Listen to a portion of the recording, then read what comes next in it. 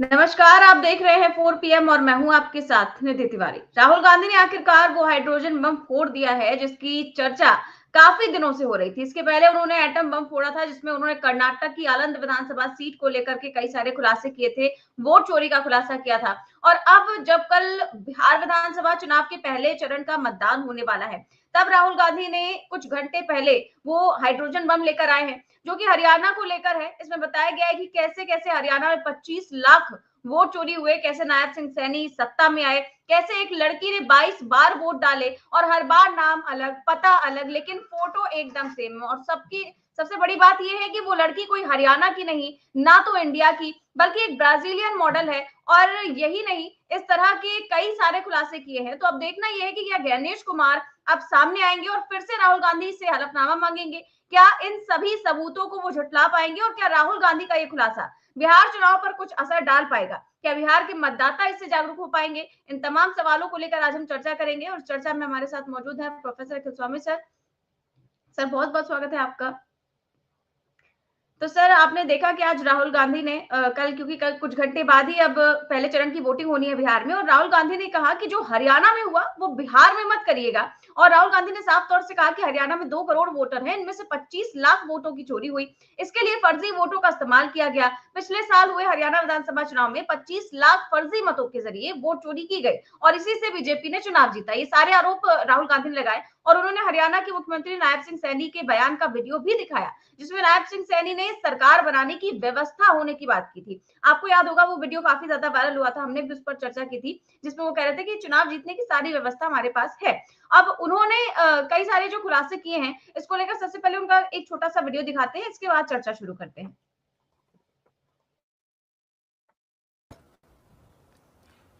5 categories: duplicate voters 5,21,000, invalid addresses 93,000, bulk voters 19 lakhs. And notice that we've left those two empty: misuse of Form 6 and Form 7. The reason is that the EC now no longer allows us to access it.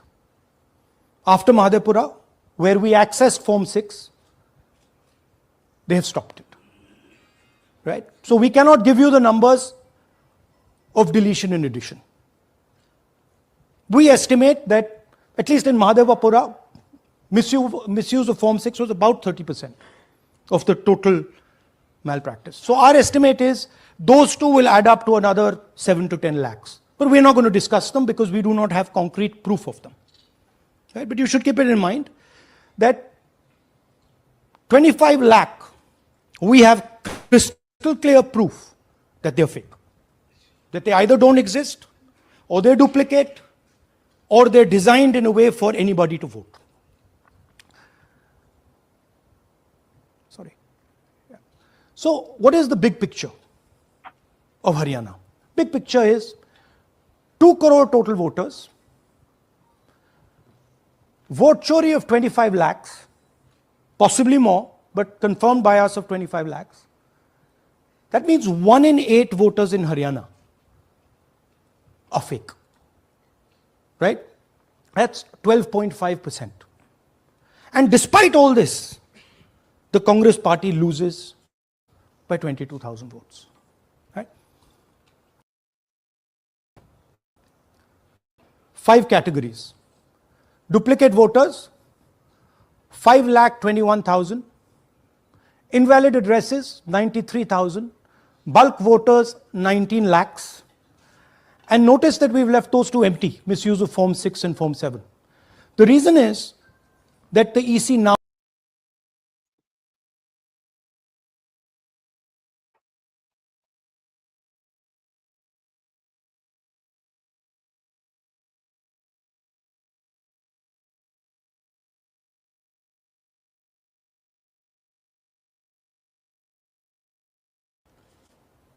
Who is this lady? How old is she? Which state does she come from? What's her name? Can anyone try? Where is she from? Try.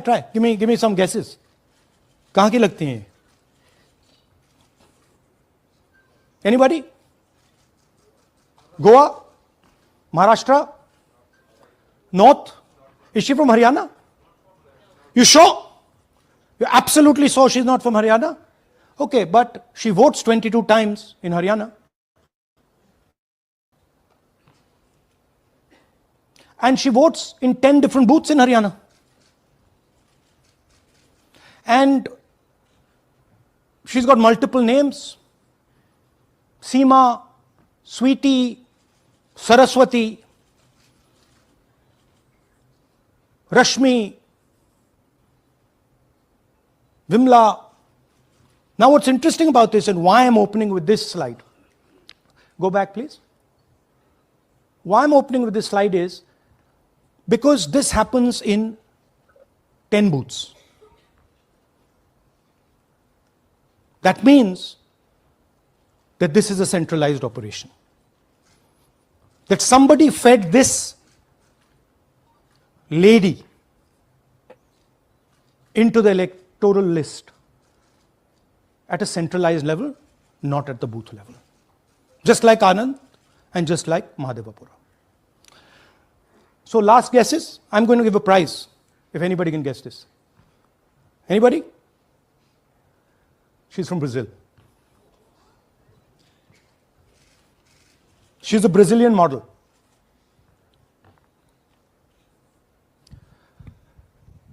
That's a stock photograph.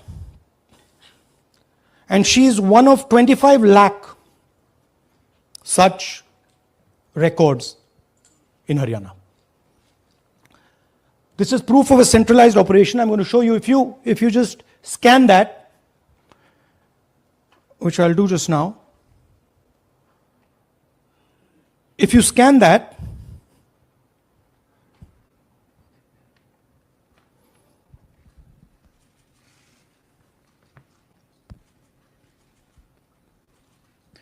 this opens.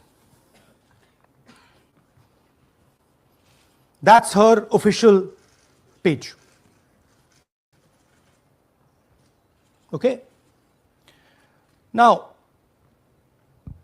she's one of 25 lakh such people. One question, what is a Brazilian woman doing on the electoral list of Haryana? Now you're looking surprised, like what is this? There's a logic. There's a reason. तो sir Rahul Gandhi ने ये सारे खुलासे किए और कहा कि हरियाणा में 2 करोड़ वोटर है, उनमें से 25 लाख वोटों की चोरी हुई है और उन्होंने ब्राजील के एक मॉडल की तस्वीर दिखाते हुए कहा कि इसमें कभी स्वीटी तो कभी सीमा बनकर हरियाणा में 22 बार वोट डाले और उनका कहना था कि इस मॉडल की तस्वीर का इस्तेमाल करते हुए फर्जी वोट बनाए गए। अब सर ये देखिए कि 25 लाख वोटों की चोरी राहुल गांधी ने सबूतों के साथ साबित कर दी और जो चुनाव के परिणाम में वोटों का अंतर था वो कुछ लाख का ही था। तो फिर सरकार किसकी हुई हरियाणा में? जय संविधान। देखिए, जो राहुल गांधी कह रहे हैं कि चुनाव आयोग, और आपने पूछा कि चुनाव आयोग क्या जवाब देगा, वो केवल एक लाइन का जवाब देगा, इसीलिए तो एसआईआर हम करा रहे हैं। देखिए, और ये भक्तगण और गोदी मीडिया उस पर लग जाएगा। देखिए, असली मुद्दा क्या है जो हम लोग पहले डिस्कस कर रहे थे और 5-6 निष्कर्ष हमने निकाले थे। पहला ये निष्कर्ष निकाला था, जैसे राहुल गांधी पहले एग्जाम्पल दे चुके हैं, जब जेब कतरे को जेब काटनी होती है तो उनका एक गिरोह होता है 5-6 आदमी का, और आके वो ये कहता है कि देखो वो कैसा सितारा निकला है, वैसा सितारा तुमने कभी देखा है क्या? अच्छा, जिसकी जेब कटनी होती है, मानी बात है, उसका ध्यान उधर चला जाता है, वो उधर देखने लगता है और जेब काट देता है। देखिए, एसआईआर के माध्यम से क्या हो रहा है, एसआईआर के माध्यम से गरीब बीएलओस को और एएलओस को एक धोखाधड़ी में शामिल किया जा रहा है। देखिए, कोई भी बीएलओ एएलओ ऐसा नहीं होगा, पूरे हिंदुस्तान का जो सरकारी डायरेक्ट अधिकारी हो या इनडायरेक्ट अधिकारी भी हो, जो कि एक मकान में 250 और 500 वोटर्स का नाम दिखाए, कोई बीएलओ नहीं होगा। तो अगर बीएलओ को काउंटर सिग्नेचर करना है, और जैसे बिहार के अंदर एसआईआर में आप करा रहे हैं, इसका मतलब यह है कि वहां से तो एक लिस्ट जो मंगाई गई है केंद्रीय चुनाव कार्यालय द्वारा, वो केवल एक फॉर्मेलिटी है। उसके बाद जो वोटर लिस्ट डिसाइड हो रही है वो केंद्रीय चुनाव आयोग के ऑफिस में कहीं बेसमेंट में भारतीय जनता पार्टी के कार्यकर्ता कर रहे हैं। नंबर 1। नंबर 2, आप ये बताइए जो ब्राजीलियन मॉडल का नाम डाला गया, इसका मतलब ये है, और ये मैंने पहले भी देखिए आपको निधि बताया था, जब चुनाव के पहले मैं अपने क्षेत्र के भारतीय जनता पार्टी के बड़े बड़े नेताओं के साथ बैठा हुआ था, मेरे मंडल अध्यक्ष भारतीय जनता पार्टी ने कहा था, स्वामी साहब इलेक्शन तो हम जीतेंगे, आप लोग कुछ कर लो, आपकी मीटिंग में लाखों लोग आ जाएं, हमारी मीटिंग में 100 लोग ना आए, गांव में हमको घुसने न दिया जाए, हमारे वहां पे बैनर्स लगा दिए जाएं कि BJP people are not allowed, हमारी गाड़ियों को तोड़ा जाए, इलेक्शन हम जीतेंगे। और इसी चीज की पूरी प्रक्रिया इन्होंने बिहार के लिए तैयार कर ली है। अच्छा, राहुल गांधी ने एक और अपनी परेशानी बताई। अभी तक सारा गोदी मीडिया क्या कह रहा था और एसआईआर वाले क्या कह रहे थे, ये जो केंद्रीय केंचुआ है क्या कह रहा था, वो कह रहा था कोई ऑब्जेक्शन नहीं आया, कोई ऑब्जेक्शन नहीं आया। राहुल गांधी ने यह बताया कि जो वोटर लिस्ट दी जाती है वो वोटर लिस्ट इलेक्शन के 2 दिन पहले दी जाती है, और इलेक्शन के 2 दिन पहले ही जब हमको फाइनल वोटर लिस्ट मिली है तो हम उसको कैसे जाके आपत्तियां आपने दर्ज करा दें। पहले आपने एक ड्राफ्ट लिस्ट बनाई, फिर उसके बाद फाइनल लिस्ट बनाई, फिर सुपर फाइनल लिस्ट बनाई। अब तो एसआईआर का इसका मतलब यह है, अब तो ये भी टेस्ट हो जाएगा कि जो पहले आप कहते थे कि हम बड़ा इंटेंसिव रिवीजन करते थे और अब एसआईआर में उससे भी ज्यादा इंटेंसिव कर रहे हैं। बिहार चुनाव के अंदर मतदाता सूची की फर्जीवाड़ा भी क्लियर होगा, लेकिन उसमें 2 साल का टाइम लगेगा, क्योंकि राहुल गांधी को फिर उसमें मैनुअली कलेक्ट कराना पड़ेगा, गांव गांव एक एक आदमी के पास जाना पड़ेगा।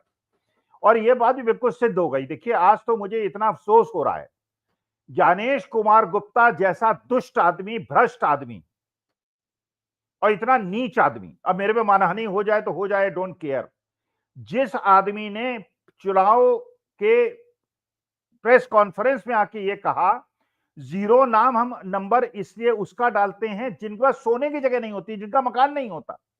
और राहुल गांधी ने यह दिखा दिया, जिस व्यक्ति का मकान है और अच्छा खासा मकान है, बड़ी कोठी है, और उस आदमी के 100-150 वोट आपने बनवा दिए, अलग अलग पोलिंग बूथ पे बना दिए, और उसके बाद उसका 0 नंबर इसलिए दिखा दिया कि आप उसको ट्रेस ना कर सके, क्योंकि आपने कह दिया कि साहब पेड़ के नीचे सोता था, पुल के नीचे सोता था, और इस आदमी के बाद मकान नहीं था इसलिए वो कहीं भी जाके सो जाता था। उस आदमी का मकान है, उसको ट्रेस किया, हजारों लाखों इस प्रकार से नाम काटे गए। तो हजारों लाखों नाम काटने पर सवाल यह है कि उसको ट्रेस कैसे किया जाए, जिस आदमी को 0 नाम इसलिए डाला गया है मकान नंबर का कि कह दिया जाए कि था, पेड़ के नीचे सोता था, कहीं और चला गया, मजदूर था, कहीं और चला गया। इसका माने पूरे षड्यंत्र में चुनाव आयोग शामिल है।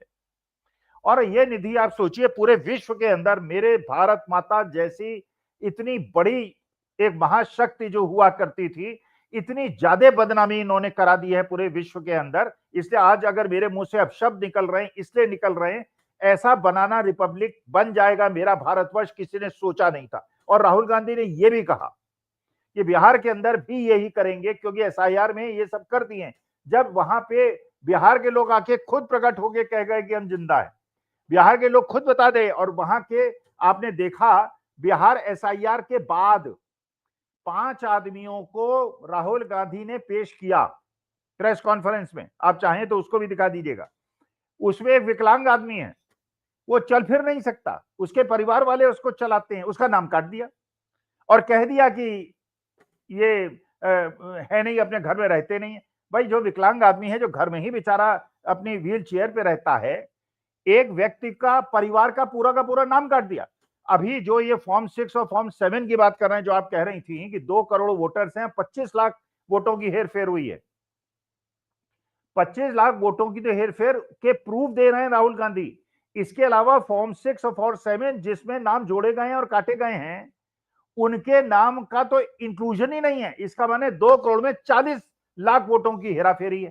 अच्छा, ये वोटों की हेराफेरी इन्होंने भूपिंदर सिंह हुड्डा के इलाके में तो की नहीं होगी, इनको पता है कि वहां 50,000 की लीड से जीत रहे हैं। फिर आपने जो विनेश फोगाट थी, जो 6,000 वोट से जीती, जबकि वो कम से कम 50,000 वोट से जीतने वाली थी। तो जहां जहां आपको लगा कि नैरो मार्जिन होने वाली है, अच्छा, मुसलमान की 3 सीट जो कांग्रेस को जीतनी थी, वहां गड़बड़ नहीं की इन्होंने। इसलिए गड़बड़ नहीं की, वहां पता है 70,000 की लीड होगी, अगर 20,000 की हेराफेरी कर लेंगे तो भी 50,000 की लीड होगी, वहां नहीं की। जो मार्जिनल सीट थी, अब राई इलाके का बताया, वहां के एक लेडी बता रही हैं, त्यागी हैं, उनके पति त्यागी हैं, किस प्रकार से लोगों के लाखों नाम काटे गए। और बिहार का आदमी एसआईआर के बाद बता रहा है कि मेरे केवल एक गांव के लोग थे वो सारे के सारे, और वो ये बता रहे मेरे गांव के 250 वोट तो काटे गए हैं और 150 वोट जोड़े नहीं गए। इसका मैंने 1000 वोट में अगर आपने 400 वोट की चोरी कर ली तो ये चुनाव निष्कर्ष क्या निकलने वाला है। इसीलिए गोदी मीडिया के अंदर उनके प्रवक्ता आके कह रहे हैं। और ये देखिएगा फिर वही बात की ऐसी लीड होगी जो हरियाणा में हुई थी, जो महाराष्ट्र में हुई। देखिए निधि, आप ये बताओ कैसे अपशब्द मेरे मुंह से न निकले। अगर मेरे देश का जो लोकतंत्र, जो मेरे बाबा साहब भीमराव अंबेडकर के संविधान का आधार है, और राहुल गांधी ने यह भी बिल्कुल सही बात करी कि देखिए मैं तो सेफगार्ड करने के लिए, क्योंकि हम लोग वोटर लिस्ट की जिम्मेदारी केवल चुनाव आयोग की है, और वो चुनाव आयोग आज अगर एफिडेविट मांगता है और उसके बाद कहता है कि कोई प्रूफ हमको नहीं दिया, अरे प्रूफ दिख रहे हैं कि एक ब्राजीलियन मॉडल की फोटो लगातार। अच्छा, एक और चीज इससे सिद्ध हो रही है निधि, जो मेरे ख्याल से राहुल गांधी ने आज नहीं बताई। भाई देखिए, जब आप वोट देने जाती हैं, मेरे ख्याल से आप वोट देने गई होंगी, जब आप वोट देने जाती हैं तो उसमें पहले तो उनके जो एजेंट्स हैं वो चेक करते हैं अपनी लिस्ट में कि आपकी फोटो है, आप जा रही हैं, और उसके बाद जब अंदर जाते हैं तो 3-4 अधिकारी बैठे होते हैं, सब क्रॉस लिस्ट करते हैं, तब आप वोट डालते हैं। इसका मतलब अगर एक ही लेडी एक ही पोलिंग बूथ पे 6 वोट दे रही है और 50 पोलिंग बूथ पे वोट दे रही है, इसका मतलब क्या है? इसका मतलब यह है, क्योंकि अगर यही प्रक्रिया अपनाई जाएगी तो मानी बात है कि वहां पर जो बैठे हुए पोलिंग एजेंट्स हैं और जो वहां पे बैठे हुए अधिकारी हैं उसमें कोऑपरेट करने से मना कर देंगे। तो आपने क्या किया? आपने 5:30 बजे जब पोलिंग खत्म हो गई उसके बाद दनादन भारतीय जनता पार्टी के लोगों ने उसमें निशान लगाए और वोट डाले, इसीलिए 10% की पोलिंग बढ़ गई। अच्छा, अब बाहर सीसीटीवी की फुटेज आपने गायब कर दी, क्योंकि जब सीसीटीवी फुटेज में दिखेगा और ये दिखेगा कि जिस ये ब्राजीलियन मॉडल को आप कह रहे हैं इसने 22 जगह इसके नाम है और 122 जगह नाम है, ये ब्राजीलियन मॉडल कहाँ वोट देने आई? एक एक लेडी के एक एक पेज में 10-10 जगह नाम है, पिता का नाम अलग है। भारतीय जनता पार्टी के जो उत्तर प्रदेश के सरपंच हैं उनके बेटे का नाम कभी बदल जाता है, कभी बाप का नाम बदल जाता है। अरे बाप का नाम कैसे बदल सकता है? ये तो मेरे ख्याल से biologically it is not possible. ये तो एक प्रकार की मां को गाली देने की बात है, जैसे यशस्वी जी के बारे में भी कहा जा रहा है। अब ये सोशल मीडिया में चल रहा है, मुझे तो नहीं पता, बट आई डोंट नो। मैं तो एक इंजीनियरिंग बैकग्राउंड का आदमी हूँ, मुझे बहुत बायोलॉजिकल ज्ञान नहीं है। वो कहते हैं मेरे पिताजी 5 साल जेल में थे और 5 साल जेल रहने के बाद जब वो वापस आए तो अगले महीने मेरा जन्म हो गया। तो ये बायोलॉजिकल नॉन बायोलॉजिकल मुझे बात समझ में नहीं आती, लेकिन पिताओं के नाम कैसे बदल जाते हैं, बच्चों के नाम कैसे बदल जाते हैं? तो देखिए, अगर मेरे मुंह से अपशब्द निकले केचुए के बारे में और चुनाव आयुक्तों के बारे में, तो मैं विड्रॉ कर लेता हूं कि डिफेमेशन नोटिस तो मुझे नहीं चाहिए, ना पैसा मेरे पास है वकील लड़ने का। लेकिन इस बात पे मैं बिल्कुल अडिग हूं कि ये जो केचुआ कर रहा है ये पूरे देश की प्रतिष्ठा को धब्बा लगा रहा है। मेरे बाबा साहब भीमराव अम्बेडकर और महात्मा गांधी और पंडित जवाहरलाल नेहरू और सरदार पटेल, सुभाष चंद्र बोस की जो इतिहास है उस पर धब्बा है, और ऐसे चुनाव आयुक्तों को तुरंत गिरफ्तार करके इनको तिहाड़ जेल के अंदर कम से कम 20 साल के लिए अंदर कर देना चाहिए। डिफेमेशन नोटिस न भेजें, इसलिए मैंने माफी मांग ली, लेकिन मैं अपनी बात पे अटिल हूं कि ऐसे लोगों को जेल भेजना चाहिए। डिफेमेशन पार्ट हटा दीजिए, बाकी मैं जो उन्होंने कहा वो सही कहा। बिल्कुल सर, और ऐसे लोगों को जेल तो होनी चाहिए जिस प्रकार का खुलासा राहुल गांधी कर रहे हैं और लगातार सबूत सबके सामने रख रहे हैं। उसके बावजूद चुनाव आयोग है, बीजेपी है, वो कह रहा है कि बदनाम करने की कोशिश कर रहा है राहुल गांधी, जबकि ये नहीं देख रहा है कि ये सब सारी चीजें वो तथ्यों के साथ रख रहे हैं। और तमाम बीजेपी नेता आप देखते हैं कि दावा करते हैं कि हमारी इतनी सीटें आएंगी चुनाव में, और जब परिणाम आते हैं तो उतनी ही सीटें होती भी हैं, उसके आसपास ही परिणाम भी आते हैं। तो ये एग्जैक्ट परिणाम कहां से आते हैं, ये भी बड़े सवाल खड़े करता है। और इसी को लेकर के राहुल गांधी ने भी नायब सिंह सैनी की एक बाइट जो है वो अपने प्रेस कॉन्फ्रेंस में सुनवाई, वो मैं एक बार सुनवाना चाहूंगी। So I am doing it with 100% proof. So we are pretty sure that a plan was put in motion to convert Congress's landslide victory into a loss. And the result was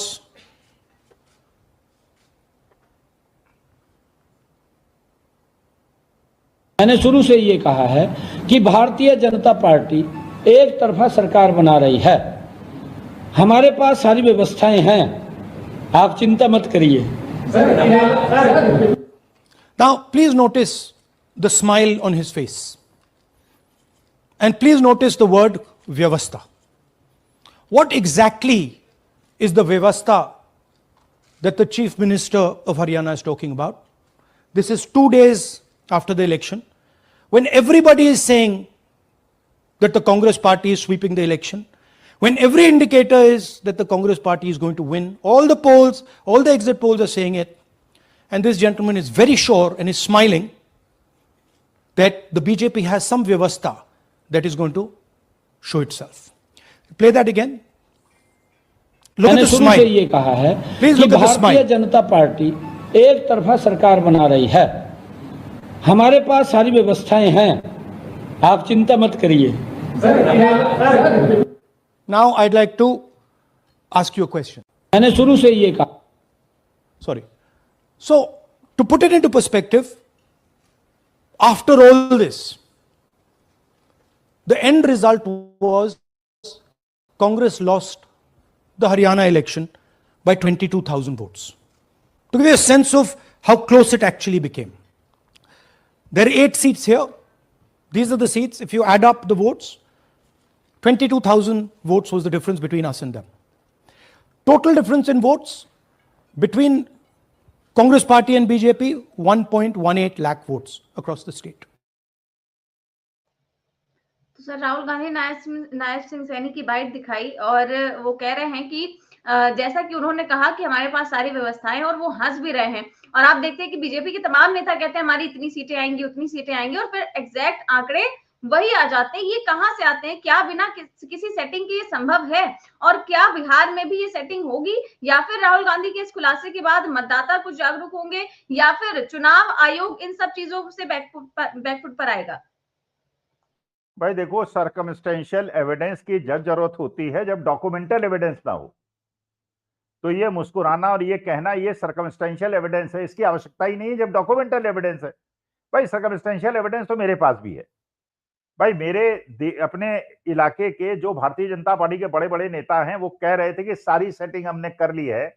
एक जना बोलने लगा, दूसरे का नहीं ये मत बताओ स्वामी साहब को, ये जाके निधि तिवारी की डिबेट में बोल देंगे।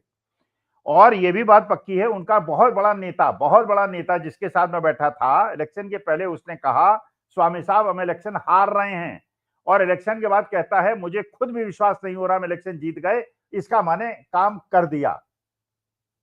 और बिहार के अंदर भी ये सेटिंग है, बिहार के अंदर भी कर देंगे। अब सवाल यह है कि इसको रोकें। जब पूछा, एक पत्रकार ने पूछा राहुल गांधी से, इसको रोकेंगे कैसे? भाई देखिए, रोकने का तरीका तो वहीं तक सीमित है ना कि आपका जो पोलिंग एजेंट है उसको आप कहिए कि मुस्तैद रहे, जब तक सील ना हो जाए तब तक वहां ना हटे, पहला। नंबर 2, जो वहां पे अंदर तो सीसीटीवी फुटेज वो देंगे नहीं, बाहर अपने 4-5 कैमरे सीसीटीवी के लगा दीजिए और उससे सारी फुटेज लीजिए कितने लोग पोलिंग बूथ के अंदर गए। लेकिन उसको भी देखिए पुलिस के माध्यम से मार कूट के भगा दिया जाएगा। आप देख लीजिएगा पोलिंग बूथ के, ये आरजेडी वाले करेंगे, कांग्रेस वाले करेंगे, सीपीआई-एमएल वाले करेंगे, वीडियोग्राफी करेंगे और उन्हें पीटा भी जाएगा, उन्हें बंद भी किया जाएगा। अच्छा, फिर लल्लन सिंह ने कही दिया है कि उनको घर से मत निकलने दो, 2-4 लोग हैं उन्हें कर दो, इसका माने हिंसा का सहारा लो, कट्टे का सहारा लो। अच्छा, उसके बाद क्या होगा?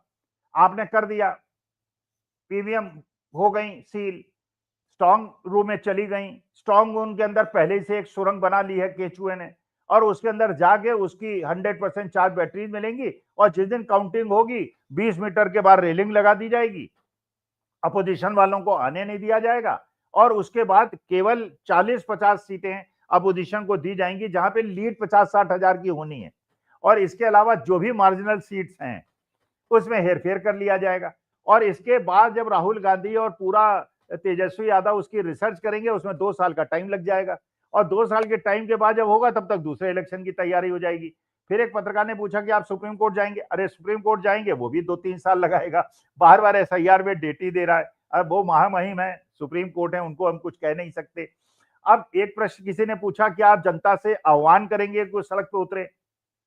देखिए, ये बात बिल्कुल सही है, वो तो जेनजी की बात कर रहे हैं। मैं तो देखिए 73 साल का बूढ़ा हूं निधि, मैं अपने को वॉलंटियर करता हूं, मैं अपने जान देने के लिए तैयार हूं।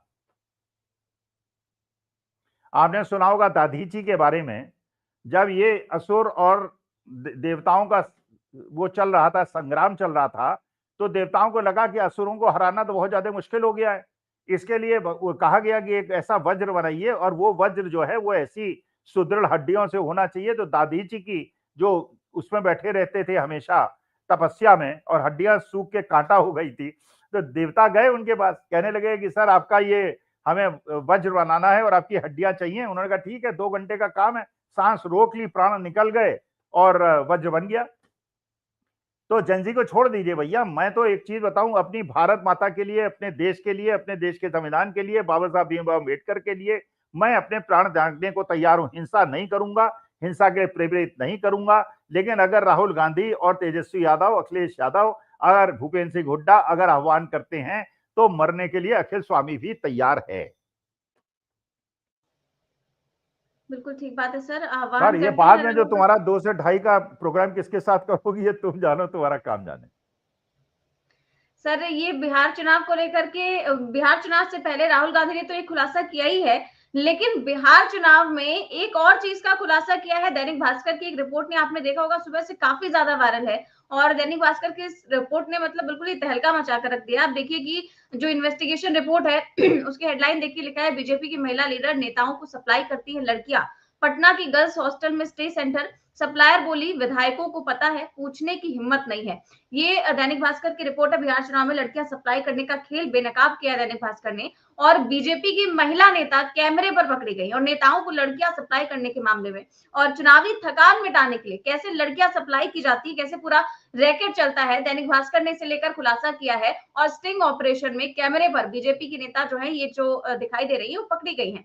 और जो स्टिंग ऑपरेशन किया गया, इसमें कई किरदारों का इसमें इंटरव्यू भी किया गया है, बातचीत की गई है, और इसमें बीजेपी के सहयोगी जो हम पार्टी है, जो जीतन राम मांझी की पार्टी है, उसका एक नेता पकड़ा गया था कुछ दिनों पहले, जिसके बाद दैनिक भास्कर को एक इनपुट मिलता है कि ये तो पूरा रैकेट काम कर रहा है। और उसके बाद बीजेपी अनुसूचित जाति मोर्चा की मंत्री फूल जोशी, उनका स्टिंग ऑपरेशन किया जाता है, और फिर उसके बाद ये सारी चीजें की जाती हैं। अब सर अगर बिहार चुनाव के बीच में कांग्रेस की कोई महिला नेता ऐसे पकड़ी गई होती, या फिर किसी भी दूसरी पार्टी की, आरजेडी की कोई महिला नेता ऐसे पकड़ी गई होती, तो अब तक कोहराम मच जाता, देश की मीडिया में ये मुद्दा छा जाता, दिन रात इस पर डिबेट की जाती कि देखिए महिलाओं के साथ कैसा व्यवहार करते हैं आरजेडी के नेता, कैसा जो है ये सारी चीजें करते हैं। और पीएम मोदी के भाषणों में तो इन बातों का जिक्र होता ही होता, कहा जाता है कि हमें तो शर्म आती है, पीएम मोदी ऐसे मौके छोड़ते तो है नहीं। लेकिन दैनिक भास्कर का स्टिंग ऑपरेशन सवाल पूछता है कि ऐसे नेताओं को पार्टी से बाहर कब किया जाएगा, क्या इन पर कोई सख्त एक्शन होगा, कोई कार्रवाई होगी, जिनकी सरपरस्ती में, जिनकी जानकारी में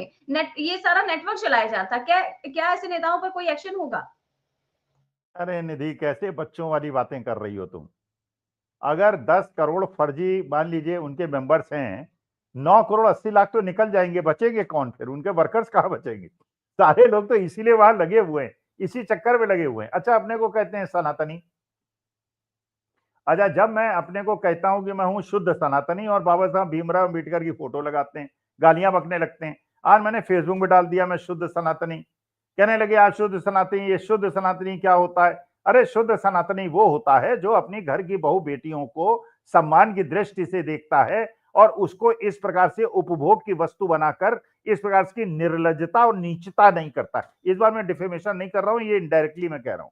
जो भी आदमी इस प्रकार की घटनाएं करता है, देखो निधि, तुम मेरी बेटी के क्या, बेटी से भी नेक्स्ट जनरेशन की हो, तुम्हारी तरफ कोई निगाह उठा के देख ले, आंखें निकाल लूंगा, बुढ़ा हूं लेकिन मर जाऊंगा। लेकिन इस प्रकार से घर की बेटियां, भारत की बेटियां, सनातनी बेटियों के ऊपर गंदी आंख डालने वाले वो धाकड़ साहब का याद तो है तुम्हें? अच्छा ये बताओ, उन्नाव के अंदर जो कांड हुआ था, मरने वाली बेटी ठाकुर थी कि नहीं और मारने वाला ठाकुर था कि नहीं? जो लखीमपुर के अंदर हुआ था वो कौन थे? टोनी मेनी थी ना, और जिन लोगों को कुचला था ना वो सारे हिंदू और सिख थे कि नहीं थे? बिजनौर के अंदर जो मरे थे वो कौन लोग थे? जो लड़की थी वो दलित थी ना, हिंदू थी ना? हिंदू मुसलमान का इश्यू है कहां? लेकिन ये हिंदू मुसलमान भी अब नहीं चल रहा है, अब इनका केवल एसआईआर चल रहा है। देखिए, अगर वास्तविकता में ज्ञानेश कुमार गुप्ता जी में जरा भी शर्म बाकी है, जरा भी शर्म बाकी है, और अगर हमारे, मैं सुप्रीम कोर्ट से हाथ जोड़ के कहता हूं, उनसे तो मैं जारे दबाव डाल के कह नहीं सकता, वरना मुझे उठा लेंगे, बंद कर देंगे। बंद ना भी करें तो भैया मैं कहां से वकील खड़ा करूंगा करोड़ों रुपए का?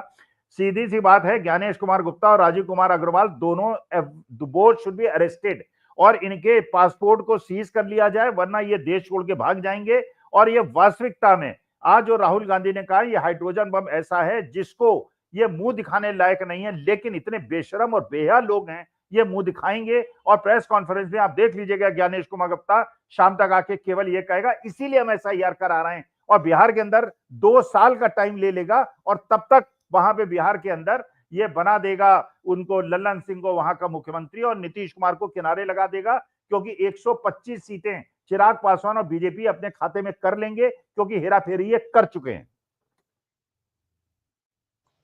बिल्कुल सर, ज्ञानेश कुमार किन सबूतों के साथ सामने आते हैं, क्या आरोप लेकर सामने आते हैं, ये तो वक्त ही बताएगा। लेकिन फिलहाल बीजेपी प्रेस कॉन्फ्रेंस करके जरूर राहुल गांधी के पीछे पड़ गई है। और मतलब ज्ञानेश कुमार से पहले बीजेपी आ जाती है। राहुल गांधी की प्रेस कॉन्फ्रेंस होती नहीं है कि बीजेपी अपनी प्रेस कॉन्फ्रेंस लेकर आ जाती है और कहती है कि भाई ये तो देशद्रोही है, ये तो लोकतंत्र में विश्वास ही नहीं रखते हैं। ऐसी संस्थाओं पर जो बिल्कुल निष्पक्ष है उन पर आरोप लगाते हैं। बीजेपी सामने आ चुकी है, देखते हैं ज्ञानेश कुमार कब सामने आते हैं। अच्छा, नहीं निधि, एक चीज और ये बताओ, जब राहुल गांधी विदेश जाते थे और ये कहा जाता था, जब उनसे पूछा जाता था देश के लोकतंत्र के बारे में, तो वो कहते थे कि yes, our democracy has been compromised, और ये बाहर जाके देश की बदनामी करते हैं। आज जो राहुल गांधी की प्रेस कॉन्फ्रेंस है पूरे पूरे विश्व के अंदर प्रसारित हो रही होगी, और जब डॉक्यूमेंट दे रहे हैं, ब्राजीलियन मॉडल के आपने वोट बनवा दिए भैया, कहीं पोलिंग बूथ पे बनवा दिए।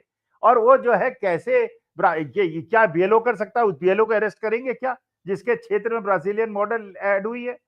लेकिन वो BLO की बेचारी की गलती नहीं है, वो दिल्ली, अच्छा फिर ज्ञानेश कुमार गुप्ता, राजीव कुमार अग्रवाल तो एक्सटेंडेड मेंबर्स हैं भारतीय जनता पार्टी के, और इतनी भी शर्म नहीं है सरकारी अधिकारियों को कि आप संविधान की शपथ खा के नौकरी ज्वाइन करते हैं, और अगर आप केवल रोटी देने वालों के लिए इस प्रकार से करेंगे, तो वास्तविकता में मेरे लोकतंत्र के ऊपर एक धब्बा है। और एक बाबा साहब भीमराव अंबेडकर और महात्मा गांधी का सिपाही होने के नाते मैं एक बार ऑफर कर चुका हूं। वास्तविकता है, इस देश के अंदर अगर इन लोगों को नहीं रोका गया और लोकतंत्र इस प्रकार से इसकी हत्या होती रही, तो मेरी प्यारी भारत माता के साथ जो अन्याय हो रहा है, जो तुमने बताया, अगर बेटियों के साथ इस प्रकार का अनाचार हो रहा है और लोग भारतीय जनता पार्टी में केवल इसलिए जुड़े हैं कि ये सुविधा उनके यहाँ उनको प्राप्त है, और उनके लिए मसाज सेंटर्स बनाए जा रहे हैं और स्पा बनाए जा रहे हैं, तो धिक्कार है ऐसी पार्टी को, और ऐसे लोगों को डिफेमेशन नोटिस न भेजें। जितनी बातें मैंने गाली गलौज की उसके लिए मैं क्षमा मांगता हूं। बिल्कुल सर, ऐसे लोगों पर एक्शन जरूर होना चाहिए जो बेटियों के साथ इस तरीके का सलूक कर रहे हैं। और पूरी इन्वेस्टिगेशन रिपोर्ट आप देखेंगे तो आपका भी मतलब दिल दहल उठेगा कि इस प्रकार की चीजें लड़कियों के साथ की जा रही हैं, और वो भी इन सारी चीजों में महिलाएं भी इन्वॉल्व हैं। ये सबसे बड़ी बात है। तो आज हमने इन्हीं सब चीजों को लेकर चर्चा की। बहुत बहुत शुक्रिया सर आपका आज की चर्चा के लिए। तो आप देख रहे थे आज की चर्चा, कैसी लगी आपको हमें कमेंट बॉक्स में अपनी राय जरूर दें। चैनल को सब्सक्राइब भी करें और ज्वाइन भी करें। नमस्कार।